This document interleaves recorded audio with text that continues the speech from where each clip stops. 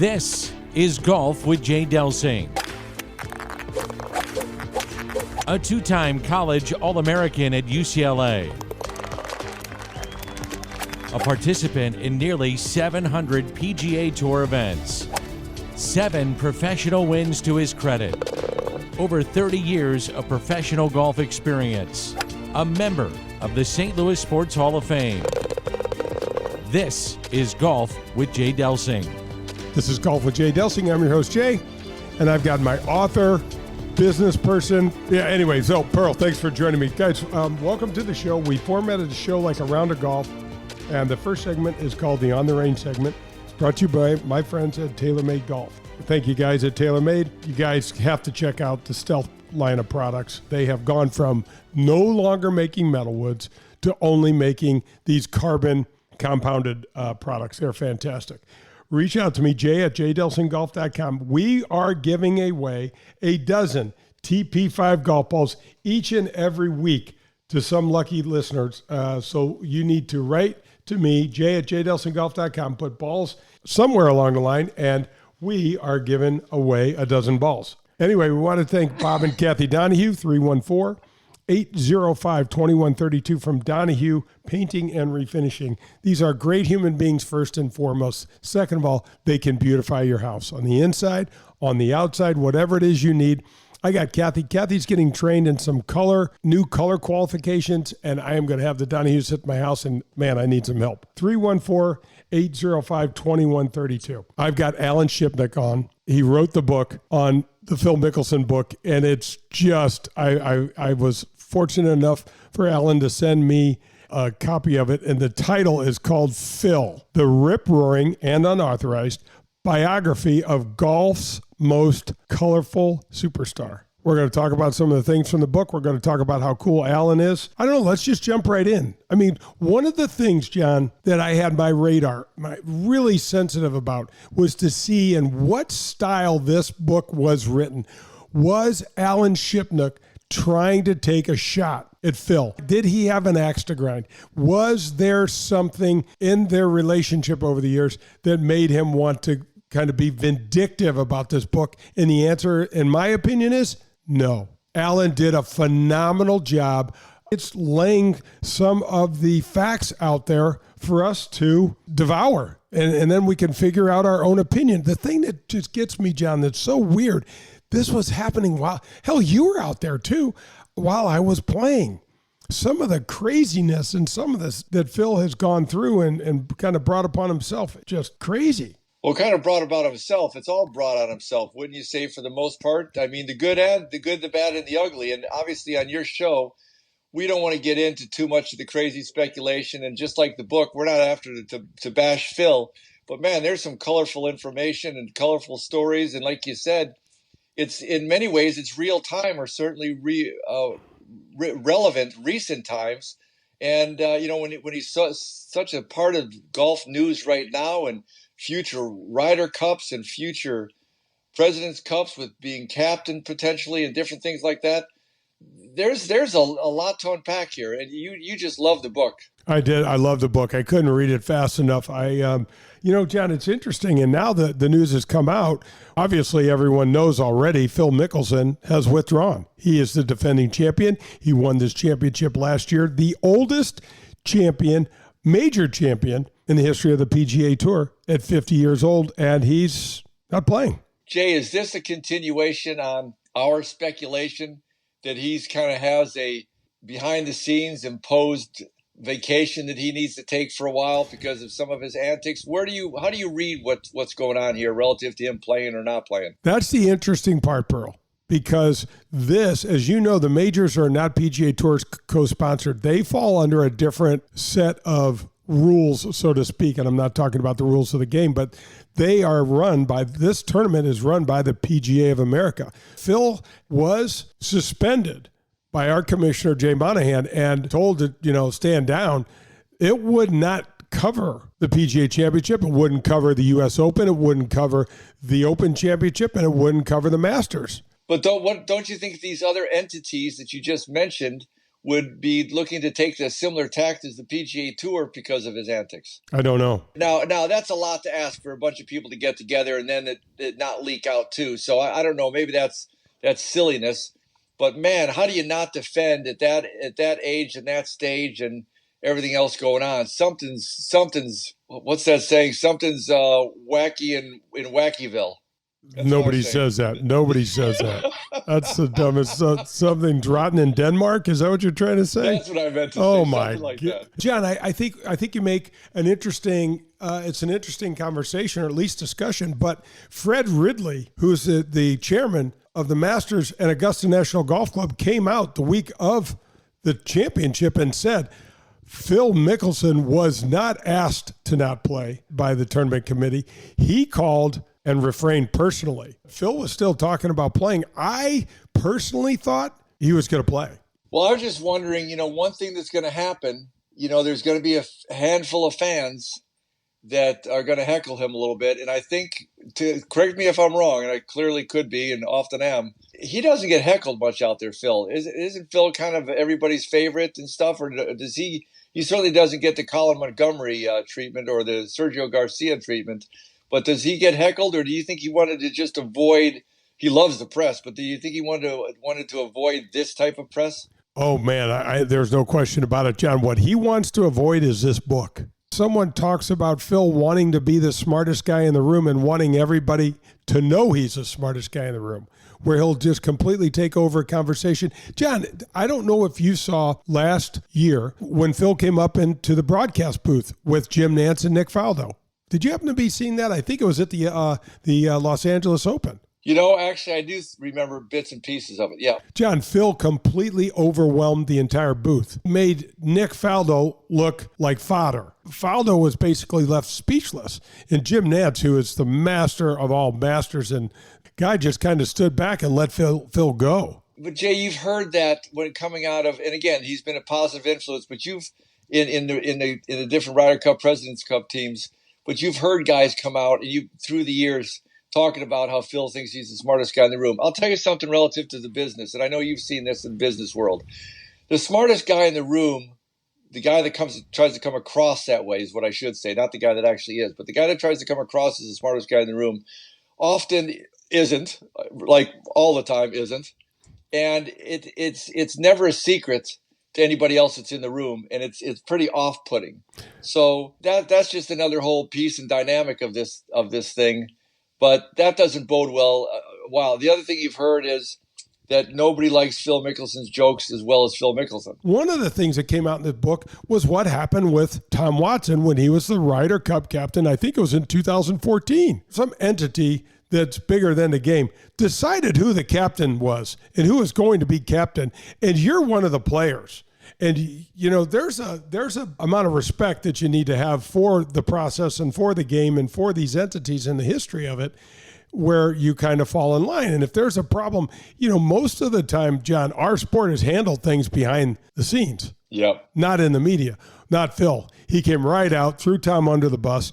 In the book, it's dissected down, and Phil says, it's the only way I could create enough change in the system of the Ryder Cup and how players are chosen to turn this thing around for the U.S. and start beating Great Britain and Ireland. And what he did is now in effect, where they've got past presidents and captains of the PGA of America and the Ryder Cup, and they're all getting together, and they changed how many captains picks there are and things like that. But John, we don't have to go up and start clubbing people in the head. Oh, absolutely. And I remember the whole Watson, Mickelson kerfuffle. And, again, the golf sport, our sport is different.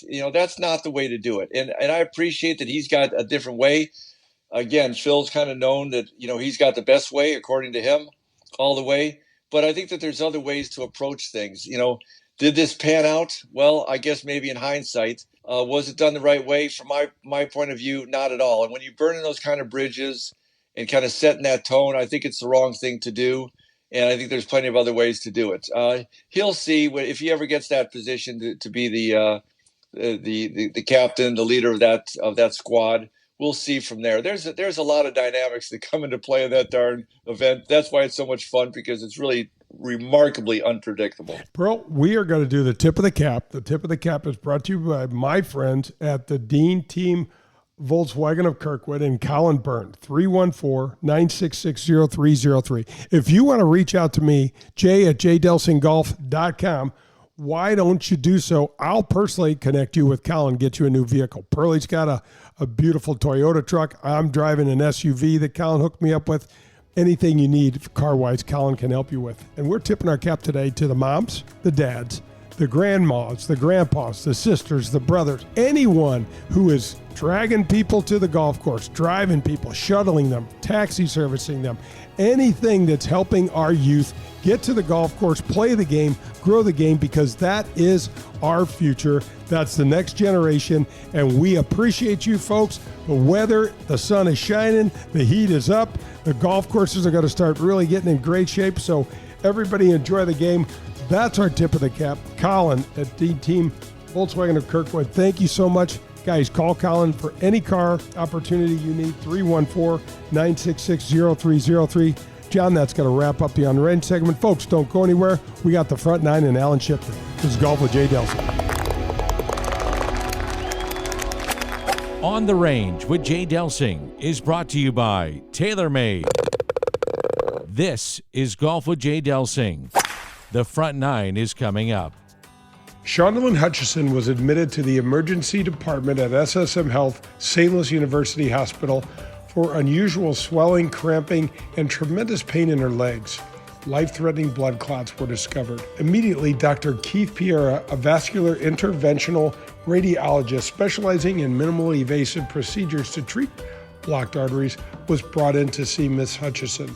He then discovered that Shondalyn suffered uterine fibroids as well, often so debilitating that it would keep her from working. Dr. Piera quickly treated Shondalyn in both areas. It was amazing, and immediate recovery occurred. Shondalyn is now fully recovered and working and thriving. Thank you, Dr. Piera and SSM Health St. Louis University Hospital. SSM Health has been helping the greater St. Louis area for over 150 years. Please sign up to play in their SSM Health Foundation Open at Norwood Hills on June 13th.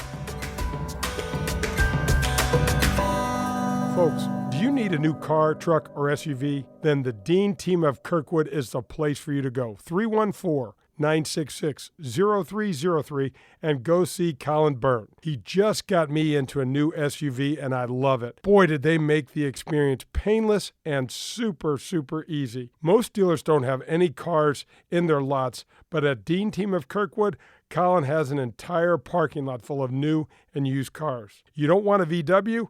That's no problem. They have Audis, BMWs, Mercedes, anything you want. Colin and the Dean Team of Kirkwood will go get it if they don't have it. Call them at 314-966-0303 or go to DeanTeamVWKirkwood.com. The Dean Team, for all your car buying needs. You're listening to Golf with Jay Delsing. For golf tips, news on the latest equipment, and everything golf, log on to golfwithjaydelsing.com. The front nine is coming up. I want to tell you about my friends and longtime supporters of this show, Marcone. Yes, they are incredible community stewards. Yes, they are the largest distributors of GE appliance parts in North America.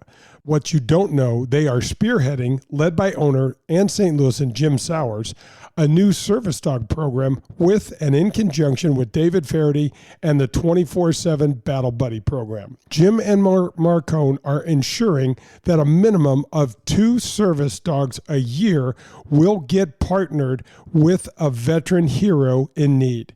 These dogs are expertly trained, connected with their veteran master, and then magic starts to happen. These dogs are retrained to meet the specific needs of their warrior and to help them successfully navigate everyday life. You can learn more on Facebook at Troops First 24/7 Battle Buddies, or reach out to me at jay@jdelsinggolf.com, and I will fill you in on more of this program. This is Golf with Jay Delsing. The front nine is presented by the Ascension Charity Classic, September 5th through the 11th at Norwood Hills Country Club. For tickets, ascensioncharityclassic.com. Hey, welcome back. Golf with Jay Delsing here. Got Pearlie with me. We're headed to the front nine. It's brought to you by the Ascension Charity Classic. September 5th through 11th, guys, 2022. Norwood Hills. Don't forget about the Advocate PGA Tour event at Glen Echo that same week. A lot of great golf going on in North County. Folks, I'm going right now to the author of 8 books, Alan Shipnuck. I hope you enjoy the first part of this interview. Alan, good morning. How are you? Hey, thanks for having me, Jay. I'm so interested in talking about this book, but I would be remiss if we didn't talk a little bit about your career. Talk about starting in 1994, Sports Illustrated, some of the things that you, and how you began your career. I was really more of a general sports fan than a golf fan, but I knew from an early age that I wanted to be a writer. And I was the editor of the junior high newspaper and the high school yearbook, and I wrote for, when I was starting a junior in high school, I wrote for this little paper called the Salinas Californian, little town in Northern California, home of John Steinbeck. And that's about all we have to brag about. And, golf was something I did with my buddies, but I didn't have a deep reservoir of beyond that. It was just a fun thing to do. But I started working as a cart boy at Pebble Beach to put myself through college. And that first summer, which would have been 1991, I met the managing editor of Sports Illustrated, and we had a 2-year correspondence. I matriculated down to a little college called UCLA. I think you know something about. I know where that is. And ultimately, the Daily Bruin was this incredible training ground. I mean, this was pre-internet, so the paper was like 100 pages thick every day, and we had this sort of unlimited travel budget. I mean, I was flying off to football, basketball, baseball games in Arizona and Oregon and Washington. And so I've always known that sports writing was where I was headed. And through this correspondence with this guy at SI, I wound up getting an internship, and I went crazy. I wound up writing a cover story, and I'm still an intern. And that kind of,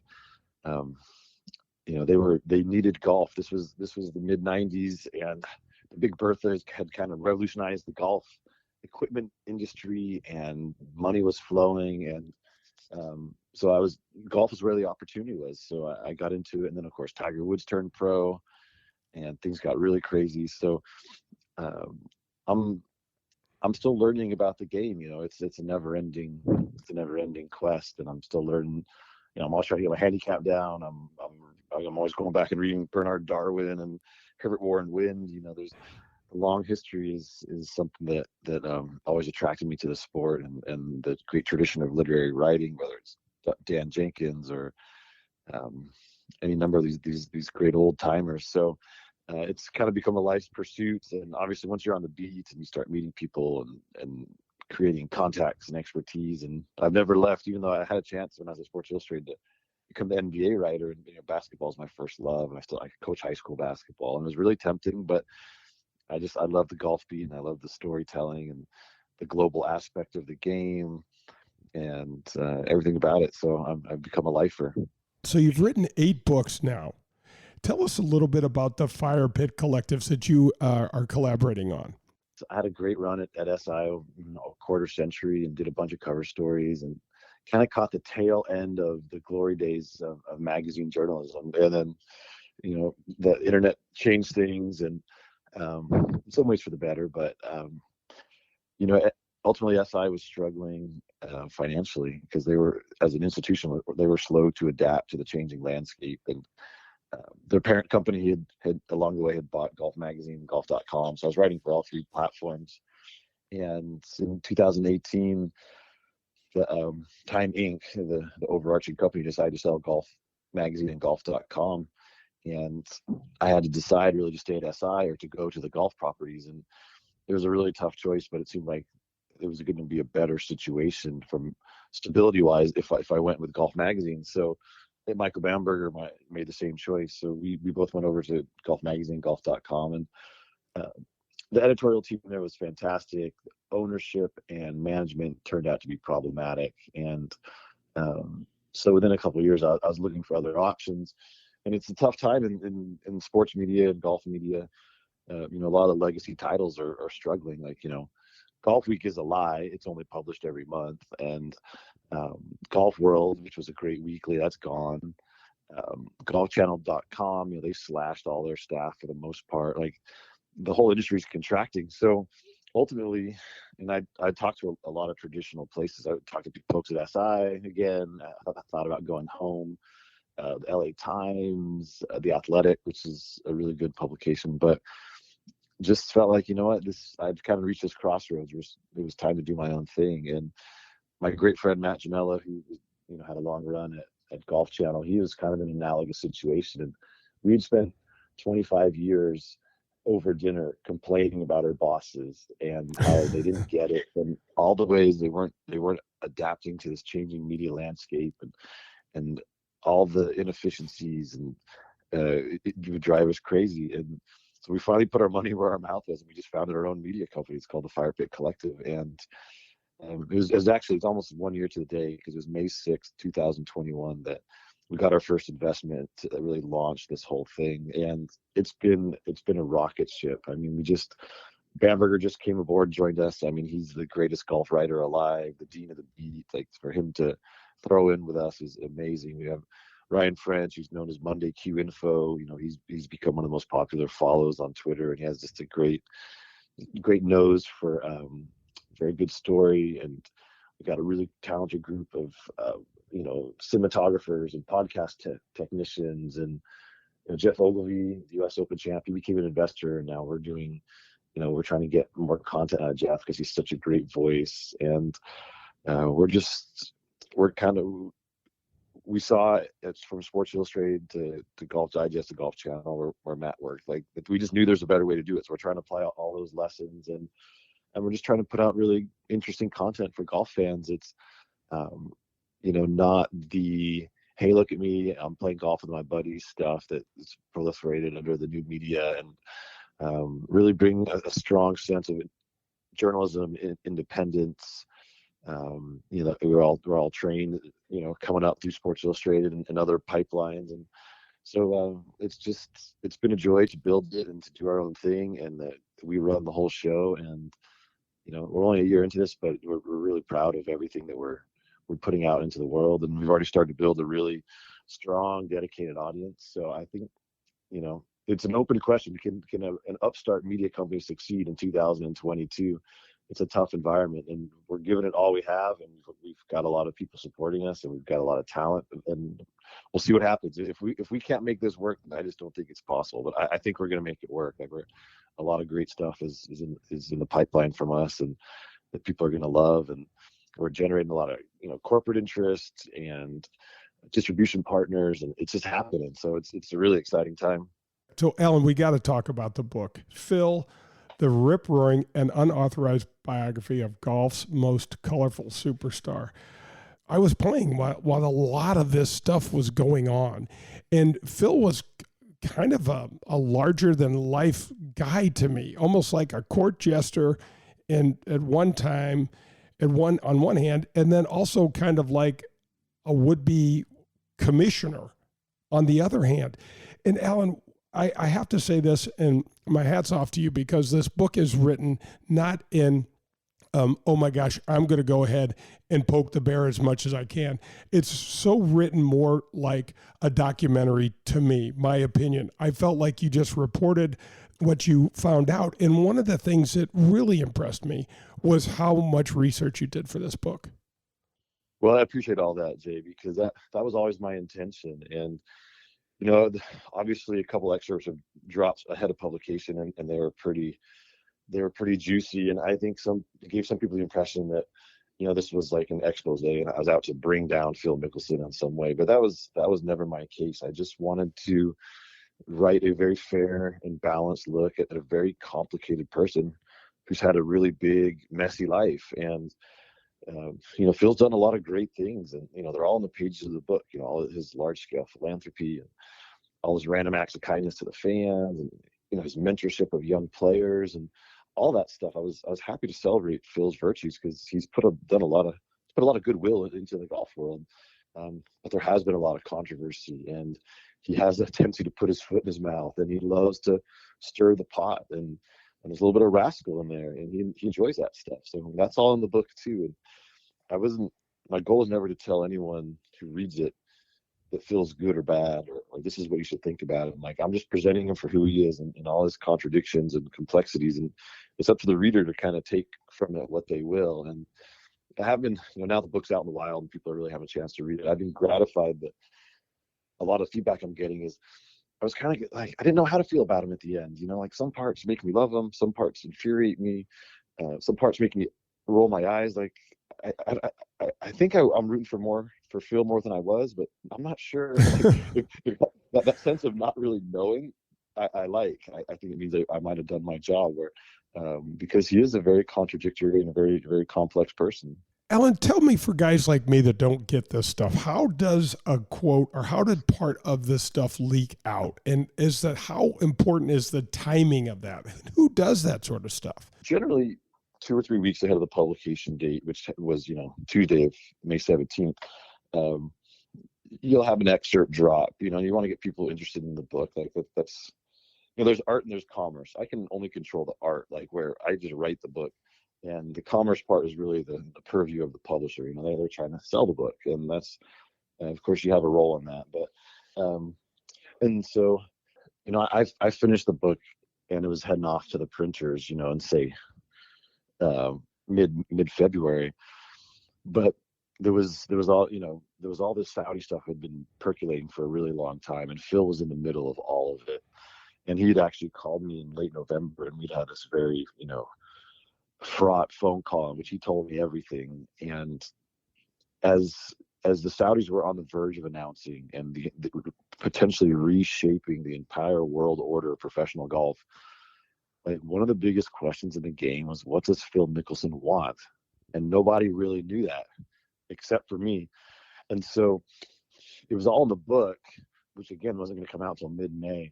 And I just felt like it would have been journalistic malpractice just to leave it buried in the book, because, and plenty of authors do that, from Bob Woodward on down, they want all the impact around publication date so you can sell the book and promote the book. And I understand that, but I just felt like this was a huge moment for the sport.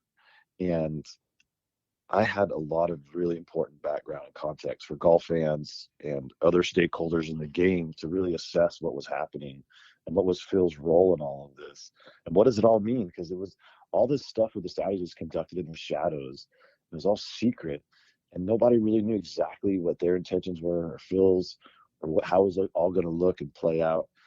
And I had the missing piece of the puzzle, and it just didn't feel right to leave it buried in the book for 3 more months. So, we talked it over, myself and the publisher, and we decided, okay, it's time to put all the cards on the table for everyone involved. So we dropped an excerpt where Phil really revealed his true feelings, and he admitted to his sneaky dealings with the Saudis and what his motivations were and his battles with the tour. And so that came out in mid-February, and obviously touched off a whole series of events that I never anticipated. And a half dozen of the smartest people in the game read this manuscript to give me feedback, writers and other people, and they didn't see this coming either. Like, I knew what Phil had said was going to be controversial, and there would be a reaction, and there'd be some headlines. But Phil has talked his way out of so many controversies in the past, and he's skated on so many things. I felt like it was going to be a one-day story. He would jump in the next press conference, explain his way out of it, and it would, we would all move on. So I'm just like Phil underestimated the impact of his words. I did as well, and obviously it turned into this global story. I mean, I got interviewed by BBC and Al Jazeera on down. Oh man, it was crazy, because I think one of Phil's miscalculations in all this is that Saudi Arabia is a very emotional issue for people, and especially Americans. I mean, Saudi Arabia is the birthplace of 15 of the 9/11 hijackers, and they did assassinate a Washington Post reporter who's a resident of the United States. And they are bad actors on the world stage. And for Phil to acknowledge all of that and then so callously just dismiss it, there was a shock value in that. And then it was the sneakiness that, that he was actually actively colluding with the Saudis to help them launch this tour. not as like a passive participant. Okay, I'll take your money, but no, like, here, let me help you set this up, which could really subvert the business of the PGA Tour. It was the double whammy of his words and his actions, and all of a sudden he was in exile, and he remains in exile, and it's a really stunning turn of events. And as a reporter, you never want to be in the middle of a story. Like, my job is to tell stories, not to become one. And it's definitely been an uncomfortable 3 months in the aftermath of that. And but I don't have any regrets. I mean, I just felt like what Phil had told me needed to be in the public domain more or less as soon as possible. And that's just how it played out. Well, Alan, you don't hang out with a guy like Greg Norman, who's wanted to be larger than the game at every single turn, that he made. And you don't hang around with people that have this much money that are trying to do what they're trying to do to have this thing just kind of go quietly into the good night. There's just too many things that are too volatile and too explosive here. Right. Exactly. And, the whole Phil and Greg thing is interesting because they've never really been friends, but they are kindred spirits. They see the world the same way, and they like to think of themselves as these big strategic thinkers, and they're not just golfers, they're businessmen. And even the way they played the game is so similar, like aggressive to the point of recklessness, and that's kind of how they live their lives. And so it maybe was inevitable they'd somehow come together on this. And but yeah, I mean, Greg's made some outrageous comments about the Saudis recently, and Phil's probably happy that Greg has taken the heat, because it's taken a little bit of the spotlight off him. But he also has to be wondering, like, man, is this the guy I'm going to potentially hitch my whole professional life to? Because he's a little unsteady. Oh my gosh.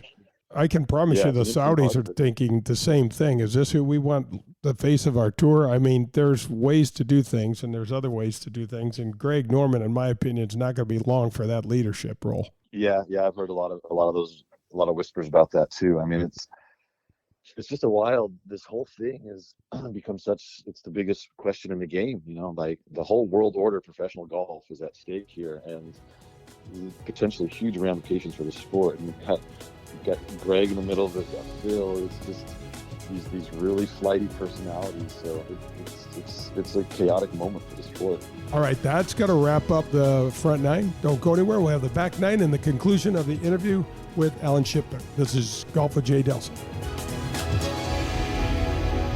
I want to tell you about a family-owned and operated golf business that's been right here in St. Louis for over 40 years. I'm talking about Pro-Am Golf Center. That's right, Pro-Am Golf Center.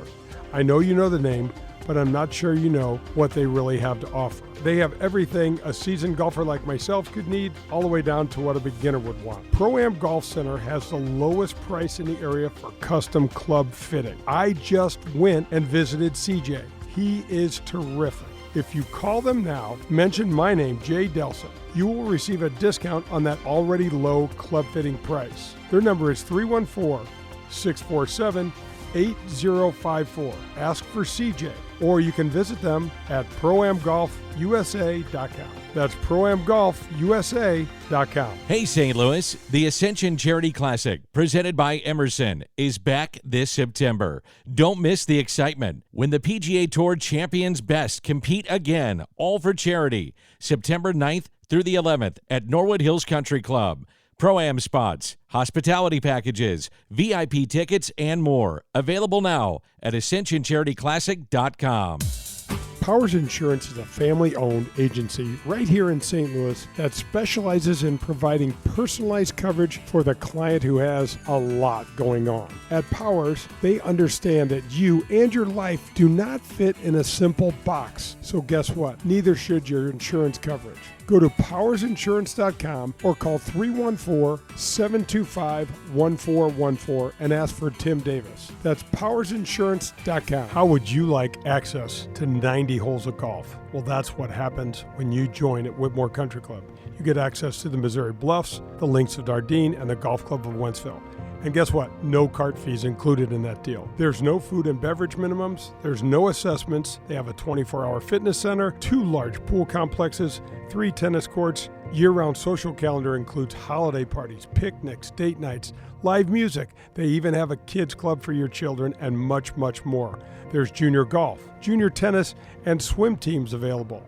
This is a family-friendly atmosphere, and they have a wonderful staff. If you get out there, you got to poke your head in the golf shop and say hello to my friend Bummer. He is a terrific guy, and he will help you with your game and show you around. And don't forget, there are golf leagues, skins games, members tournaments, and couples events available all year round. Visit WhitmoreGolf.com. That's WhitmoreGolf.com. This is Golf with Jay Delsing. To learn more about the game of golf, latest equipment, and golfing tips, log on to jdelsinggolf.com. The Back Nine is presented by Pro-Am Golf. Hey, welcome back. This is Golf with Jay Delsing. I'm your host, Jay. I've got Pearlie May with me. We're headed to the Back Nine. The Back Nine's brought to you by our friends. They need to be your friends at Pro-Am Golf. 314-647-8054 or visit them at proamgolfusa.com and call CJ. Get fitted. Pearlie's going to get fitted. I already got fitted. I can't wait to get my new clubs. Call them. They're going to help your game so much. All right, we are jumping right in to the conclusion of the interview with Alan Shipnuck. He wrote the book, the Phil Mickelson book. Alan, one of the things that comes out in the book glaringly to me is Phil thinking he's smarter than he is. So to me, it's a general lack of awareness in certain areas. He's an incredibly gifted man. Don't get me wrong. Not only in golf, but no one can tell a story like Phil. But when you do what you do on the 13th green at Shinnecock at the U.S. Open and pick up your ball and then say you're using the rules of golf, for most of us, we know that was a big load of crap. I mean, if Phil was really smart, he could have replaced his ball and considered the ball after it rolled off the green unplayable and replayed his stroke. You're always allowed to do that. But he didn't think that. And there's so many times where Phil kind of upends himself. He's talking, and I think it's finally kind of all piled up on him, so to speak. Yeah, that's a great example. And there's also, the Tom Watson Ryder Cup stuff, and there's the insider trading, and there's this mob bookie in Detroit that he got mixed up with, and that story came out last summer right after the PGA. And Phil, there's always this low roar that follows him. There's always this energy, and he's been involved in a lot of controversy. But like you said, he's felt like he can kind of wiggle out of it. He can talk his way out of it. But it's almost like the bill finally came due with the Saudi stuff, and it was finally something bigger that he just couldn't finesse by manipulating the media and using his charm. And so yes, there's a whole pattern of behavior here. I lay it all out in the book where none of all these seem like isolated events, but then you string them together and you see a real pattern. You see the way a person has lived their life, and there's this whole there's this whole way of being where he's always walking a knife's edge, and he's always trying to put out a brush fire, and it's got to be exhausting, right? And when you can't call it an apology because he didn't really apologize, and if anything, he made himself a martyr. But his public statement in February, that the most interesting part was, the last paragraph of it was like really a word salad, was when we talked about he needed to be a better man, and he was taking time away because he's let so many people down, and that's a lot bigger than the Saudis. I think that's Phil acknowledging, like, yeah, I've been playing fast and loose for a long time here, and it's finally caught up with me. So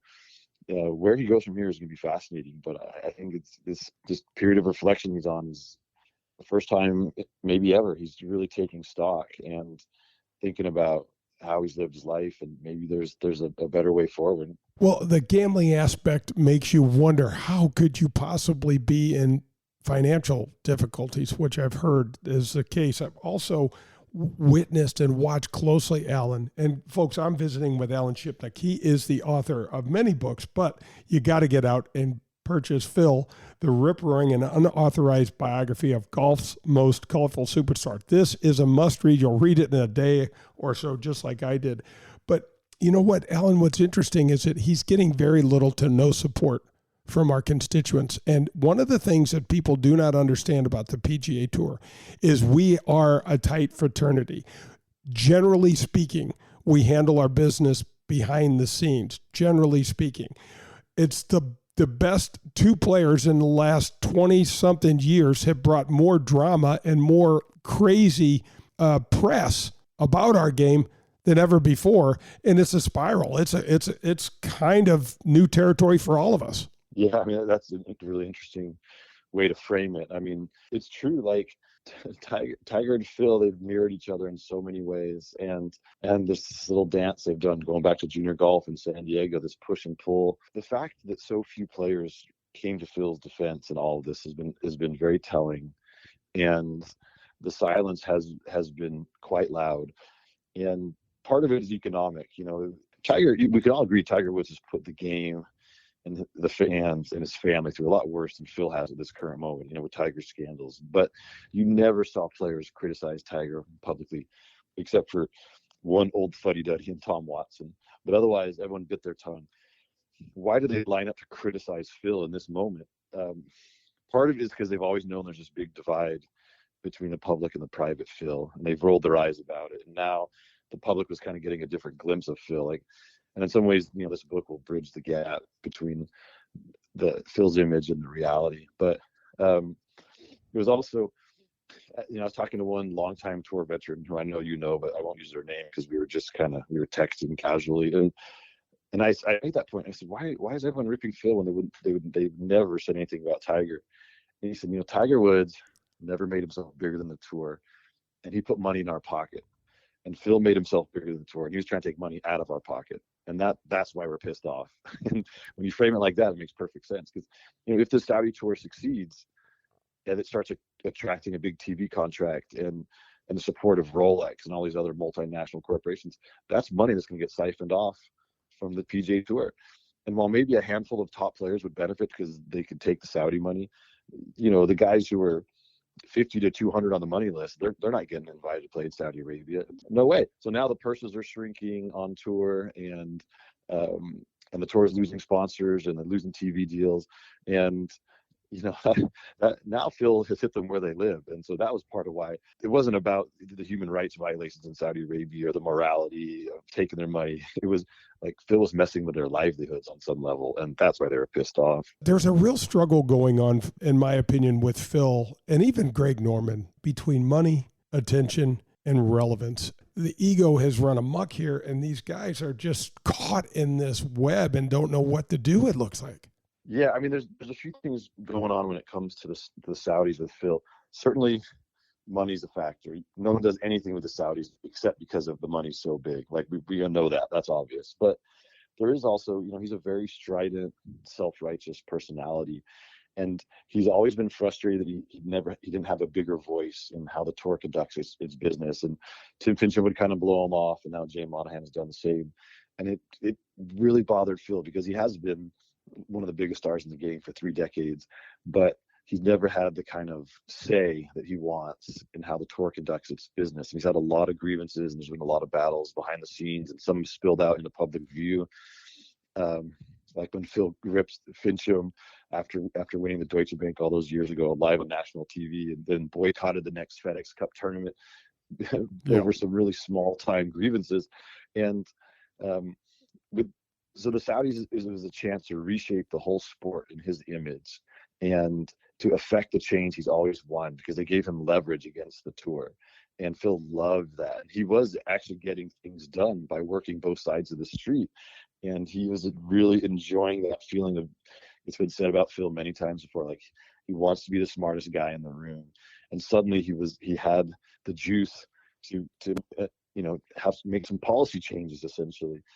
So he was loving that. And so it wasn't just about the money, but there's also a sense of control, of ownership, of righteousness. And that's part of the complicating factor as he goes forward. Like, we're a very forgiving nation, as Jack Nicklaus just recently said. Fans are willing to forgive and forget, and they love a comeback story and a redemption story. And just look at Tiger. He's never been more beloved despite everything. And so there's certainly a way back for Phil Mickelson, but if he goes all in with the Saudis, and after we know how he feels about them, and that really makes him look like a mercenary, and it's going to be much harder to cheer for him for a lot of people.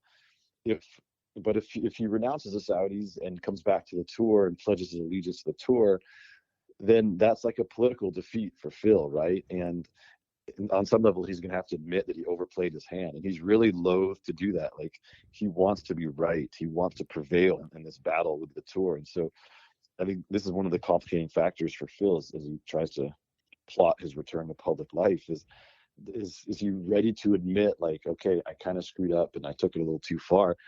I don't know. That's just never been his personality. I mean, he's a double down personality on the golf course, in Vegas, and everything else he does. So there's a side to this where he's probably letting some of this buildup work in his behalf. But I got to end this interview with a question that I've always wanted to ask you. Can you please tell us the Butler cabin interview incident? Can you tell us what happened? And it's really a great story. With me and Bubba Watson? Yes. My value to golf fans is to tell them things they don't know. Like, everybody watches on TV and everybody's on Twitter and gets the instant reaction, but I need to go deeper. I need to take people behind closed doors, and I need to bring them the real truth when they're only getting bits and pieces of it. So, at the Masters, when Bubba won for the first time in 2012, I think he was in 14th place going into the final round, maybe 5 back. He had never won a big tournament. I just hadn't spent any time in Bubba's orbit. And all of a sudden I get a call from editors. Yeah, we're going to put Bubba on the cover. We need 3,000 words by 7 a.m. tomorrow. And I just didn't have any material, really. But earlier that year in Maui, I'd wound up having drinks with Bubba's trainer. And so I ran out and I found him on the 18th hole. And actually, Bubba's approach shot on 18 was the first shot I saw him hit on Masters Sunday. Because it wasn't until the very end it looked like he was going to win, and I was chasing other people around. And so I was a little desperate. So I told this guy, his nickname was Fish. I said, listen, I know the drill. I've been to many Masters. Like, they're going to take Bubba's family and friends into Butler cabin. You guys get to have, while Bubba's doing his interview, you get to hang out, and then they'll bring him to you. You get 15 or 20 minutes to celebrate. Then you'll go to the dinner with the Augusta members. And so I'm just going to come into Butler cabin with you so I can kind of pick up on the vibe. Fish was like, yeah, sure, man, cool. Like, he doesn't know. Like, it's a gray area because there's no sign on the door at Butler cabin that says, no media.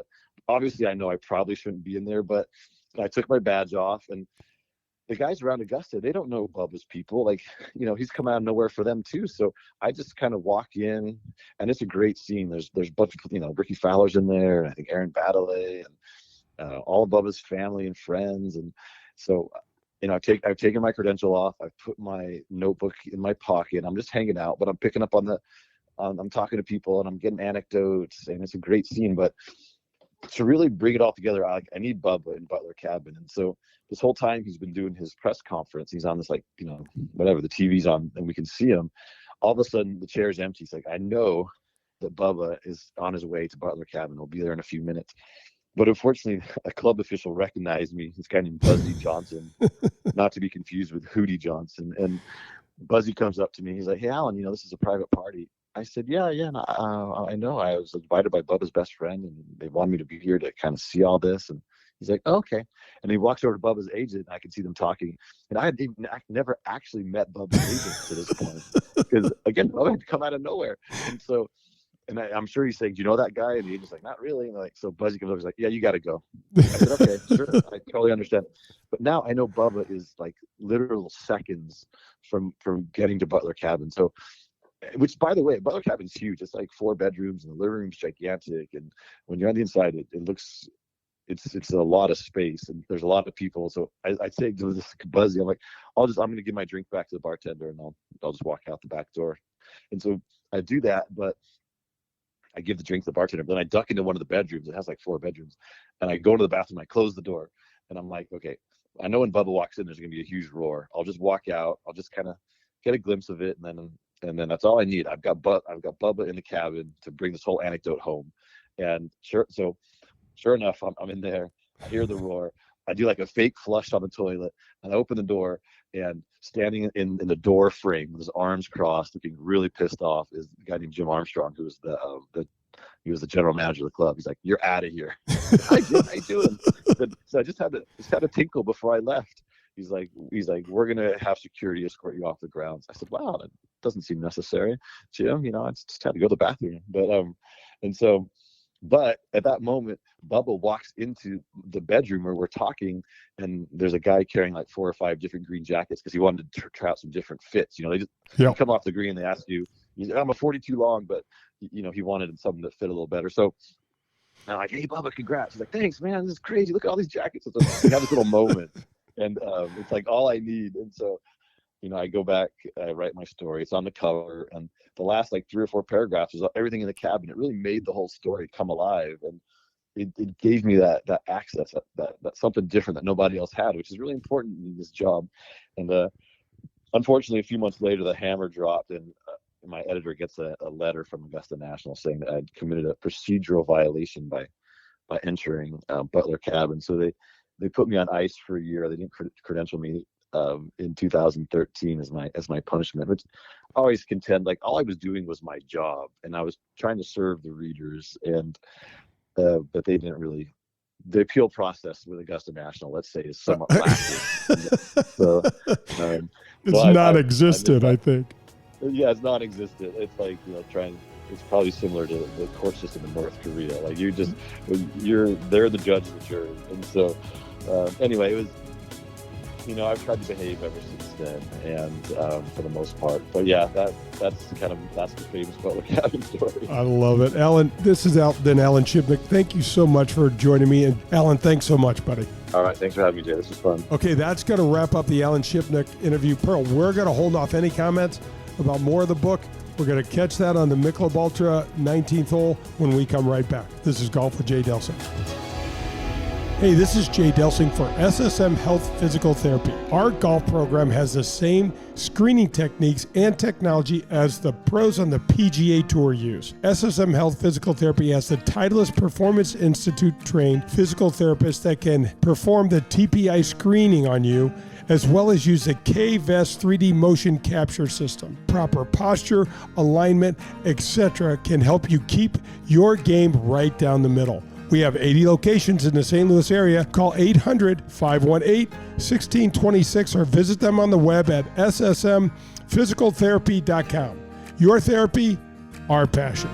Boy, is this housing market tight right now. Are you tired of having the second best bid on your dream home? Call my friend Joe Sheezer at 314-628-2015. Joe's been helping my family and I for over 30 years. He closes millions of dollars of business every year, and he will help you understand the importance of a pre-approval letter, inspections, and pricing your home or your offer just right. If you need to buy or sell your home, Joe is your guy. 314-628-2015. That's 314-628-2015. Hey, St. Louis, the Ascension Charity Classic, presented by Emerson, is back this September. Don't miss the excitement when the PGA Tour champions best compete again, all for charity. September 9th through the 11th at Norwood Hills Country Club. Pro-Am spots, hospitality packages, VIP tickets, and more. Available now at AscensionCharityClassic.com. Folks, are you in the market for some additional protection for your ride? You need to call my friends at Vehicle Assurance. Their number is 866-341-9255. Sherry Fain is the owner and president, and she and her team are committed to helping you with your unexpected auto repair bills. They are committed to finding the right protection for you, your budget, and your family. They only work with the top vehicle service providers in the country. Get the protection and the peace of mind you deserve. That's Vehicle Assurance, 866-341-9255 for a free quote. 866-341-9255.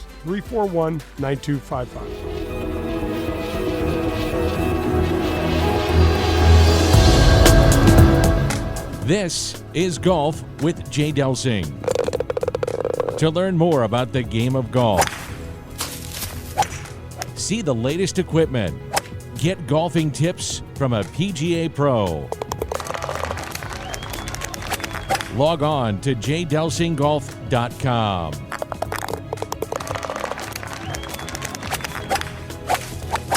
The 19th hole is presented by Michelob Ultra.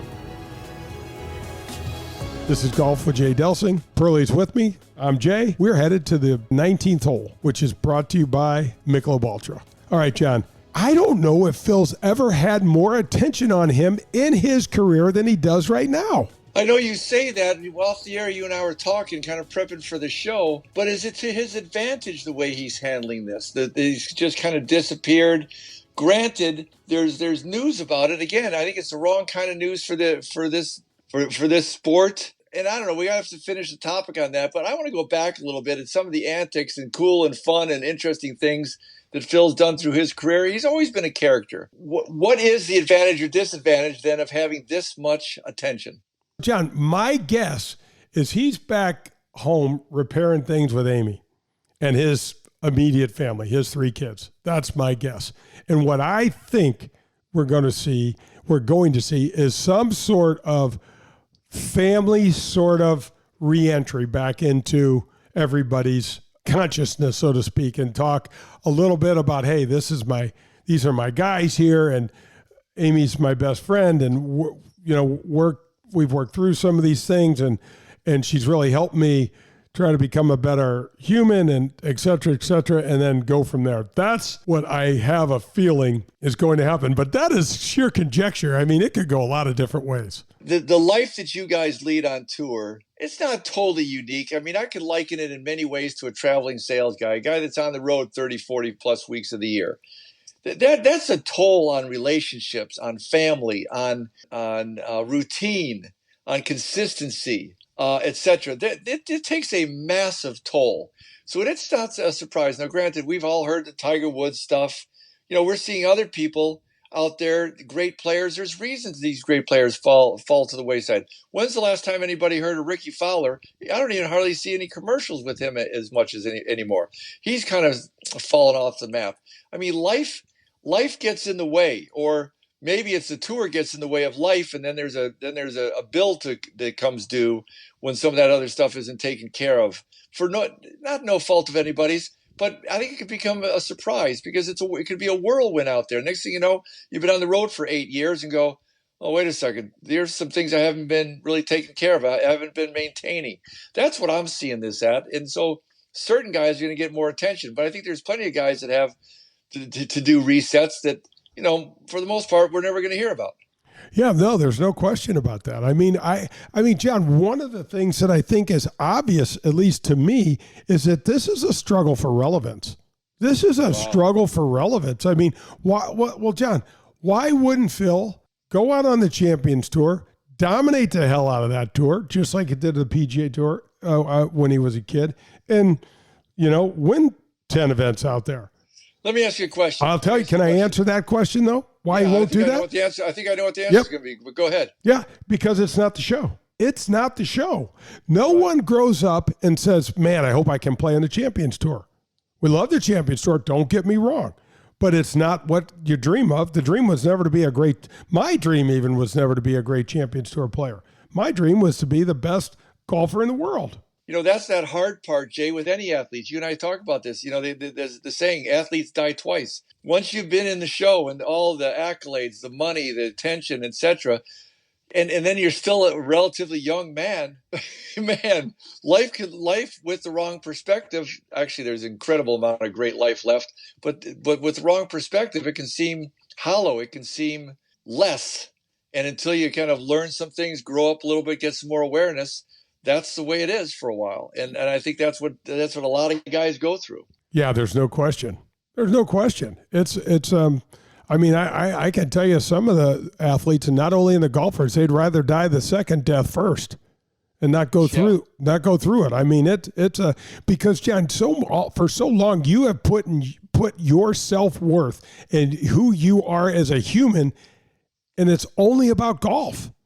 And that's a tough basket to throw all your eggs into, man. That is there's not necessarily happily ever after in that thing. Pearl, this is going to wrap up another show. Man, we could easily talk more Phil Mickelson and the book. The book, guys, go out and get this book by Alan Shipnuck. It's called Phil, the rip-roaring and unauthorized biography of golf's most colorful superstar. I enjoyed it. I think you will too. Pearl, thanks for being with me. And next week, we're going to have Nick Ragone from Ascension and the Ascension Charity Classic as our guest on the Golf with Jay Delsing show. Have a great week, St. Louis, and hit them straight, St. Louis. This has been Golf with Jay Delsing. To learn more about Jay and the services he can provide any golfer, visit jdelsinggolf.com. That's jdelsinggolf.com.